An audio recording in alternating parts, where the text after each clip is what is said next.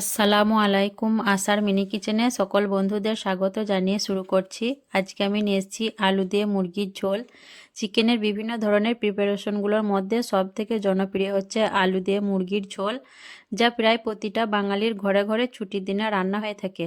সেজন্য আজ আমি আলু দিয়ে চিকেনের ঝোল রান্না করে দেখাবো। আশা করছি আজকের ভিডিও আপনাদের ভালো লাগবে। আর ভালো লেগে থাকলে অবশ্যই ভিডিওটি লাইক শেয়ার করে দিবেন। আর যদি নতুন বন্ধু হয়ে থাকেন অবশ্যই আমার চ্যানেলটি সাবস্ক্রাইব করে আমার পাশে থাকবেন। রান্নার জন্য আমি গ্যাস অন করে একটা কড়াই বসিয়ে দিয়েছি আর দিয়ে দিচ্ছি পরিমাণ মতো সর্ষের তেল। আর চিকেনের এই রান্নাটা অবশ্যই কিন্তু সর্ষের তেলে করবেন, তাহলে টেস্টটা খুব ভালো আসে। তারপর আমি এখানে দিয়ে দিচ্ছি খুব অল্প পরিমাণ নুন আর হলুদের গুঁড়ো, আর দিয়ে দিচ্ছি আমি কেটে ধুয়ে রাখা আলু। এখানে আমি 4টে বড় সাইজের আলু নিয়েছি। আলুগুলো আমি মাঝ বরাবর 2 পিস করে কেটে নিয়েছি। আর আলুগুলো কিন্তু অবশ্যই বড় বড় সাইজ করে কেটে নেবেন। দিয়ে আমি দেখুন আলুগুলো নাড়াচাড়া করে আমি লালচে করে ভেজে নেব।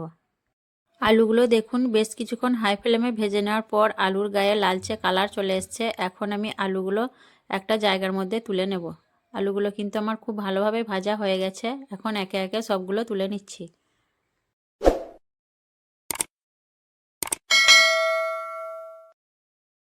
তারপর এই গরম তেলের মধ্যে আমি দিয়ে দিচ্ছি 2টো তেজপাতা, 4টে এলাচ আর একটা বড় সাইজের দারচিনি। দিয়ে আমি নেড়ে চেড়ে একটু ভেজে নেব যাতে একটা খুব ভালো সুগন্ধ বেরিয়ে আসে ফোড়ন থেকে।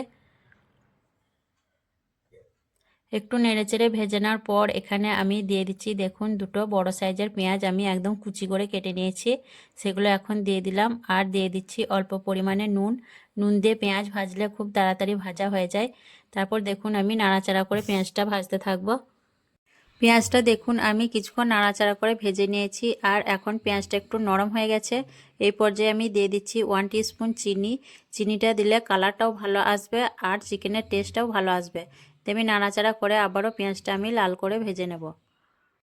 পেঁয়াজটা দেখুন আমি প্রায় 10 মিনিটের মতো ভেজে নিয়েছি আর পেঁয়াজটা কিন্তু খুব সুন্দরভাবে লাল করে ভাজা হয়ে গেছে। এর থেকে আর বেশি ভাজবো না। এর থেকে বেশি পেঁয়াজটা ভাজা হয়ে গেলে খেতে ভালো হবে না, তেতো ভাব চলে আসবে।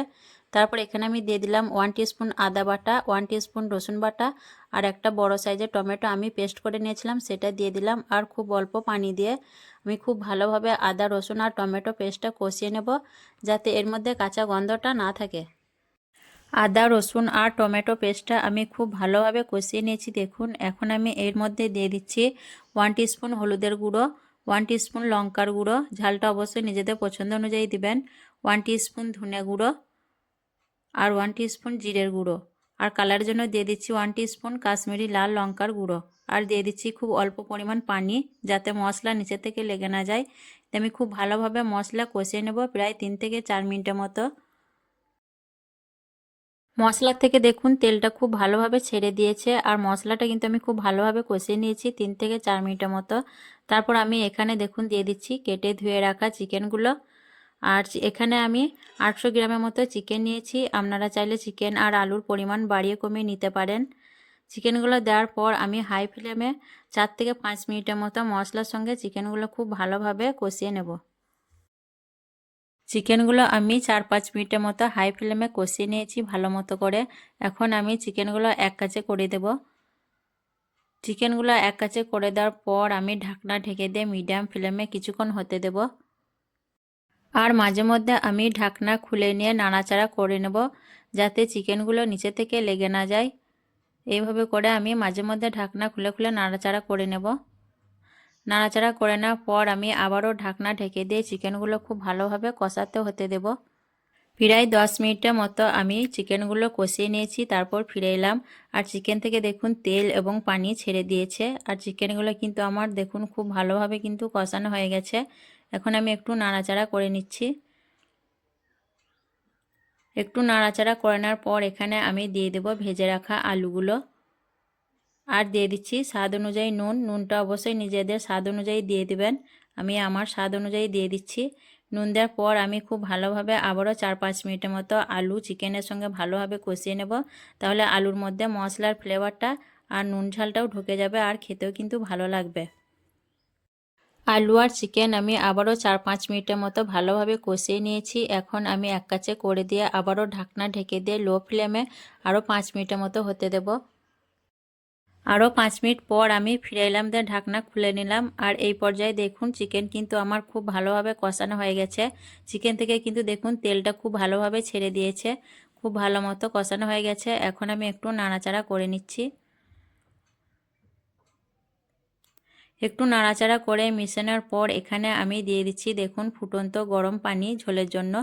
আর ফুটন্ত গরম পানিটা কিন্তু অবশ্যই দেবেন, তাহলে টেস্টটা খুব ভালো আসবে। আর এটা আমি ঝোল রান্না করব, চিকেন আলুর ঝোল, তার জন্য দেখুন ঝোলের পানিটা একটু বেশি করেই দিয়ে দিলাম।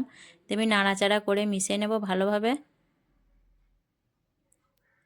ভালোভাবে মিশিয়ে নেওয়ার পর এখানে আমি দিয়ে দিচ্ছি দেখুন 4টে কাঁচা লঙ্কা মাঝ বরাবর চিড়ে নিয়েছি। দিয়ে আমি ঢাকনা ঢেকে দিয়ে বেশ কিছুক্ষণ রান্না করে নেব, যতক্ষণ না অবধি আলু আর চিকেন খুব ভালোভাবে সেদ্ধ হয়ে যাচ্ছে ততক্ষণ অবধি আমি রান্না করে নেব। বেশ কিছুক্ষণ রান্না করার পর দেখুন আমার কিন্তু চিকেন আলু সব কিছুই খুব ভালোভাবে সেদ্ধ হয়ে গেছে। আর এখন আমি এর মধ্যে দিয়ে দিচ্ছি হাফ টিস্পুন গরম মশলার গুঁড়ো। গরম মশলা দেওয়ার পর আমি খুব ভালোভাবে নাড়াচাড়া করে মিশিয়ে নেব। নাড়াচাড়া করে মিশিয়ে নেওয়ার পর আমি ঝোলটা 1 মিনিটের মতো ফুটিয়ে নেব। তারপর আমি ঢাকনা ঢেকে দিয়ে গ্যাস অফ করে আমি 5 মিনিট রেখে দেব, তারপর আপনাদের দেখিয়ে দেব। 5 মিনিট পর দেখুন কতটা লোভনীয় হয়েছে আলু দিয়ে মুরগির ঝোলের রেসিপিটা। এইভাবে আপনারাও কিন্তু খুব সহজে বাড়িতে বানিয়ে নিতে পারবেন ছুটির দিন বা যে কোনো অনুষ্ঠানের দিন। তো আজকের এই রেসিপি কেমন লেগেছে অবশ্যই কমেন্টে জানাবেন। ভালো লাগলে লাইক করবেন, শেয়ার করবেন আর আমার চ্যানেলটি সাবস্ক্রাইব করে আমার পাশে থাকবেন। আসবো আবারও অন্য কোনো রেসিপি নিয়ে। সকলে ভালো থাকবেন, সুস্থ থাকবেন। আল্লাহ হাফেজ।